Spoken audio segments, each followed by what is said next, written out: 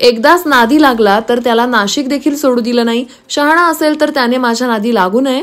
येवल्यातील येड्याला किंमत देणार नाही, त्याचा कार्यक्रमच लावणार म्हणजे लावणार. येवल्यातील डाग धुतलाच म्हणून समजा, असं म्हणत जरांगे पाटील यांनी मंत्री छगन भुजबळ यांच्यावर हल्लाबोल केला.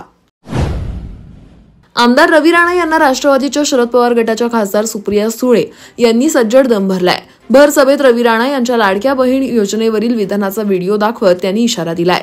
तू पैसे परत तर घेऊन दाखव, मग बघते काय कार्यक्रम करायचा ते, असं त्या म्हणाल्यात. दरम्यान रवी राणा यांनी एका सभेत बोलताना महायुतीला मतं द्या नाहीतर लाडकी बहीण योजनेचे पैसे काढून घेऊ असं वादग्रस्त विधान केलं होतं. यावरून सध्या राज्याचं राजकारण चांगलंच तापलंय. विरोधकांकडून सातत्यानं या विधानावरून सत्ताधाऱ्यांना लक्ष केलं जात आहे.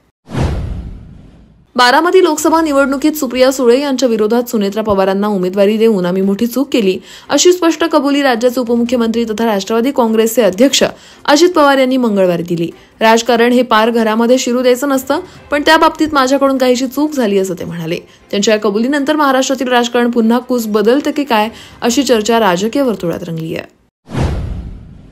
सरकारवर मी नाही तर जनता नाराज. सरकार जर आमच्या मागण्यांची दखल घेत नसेल तर निवडणुकीत त्यांना दखल घ्यावी लागेल असा इशारा आमदार बच्चू कडू यांनी शिंदे सरकारला दिलाय.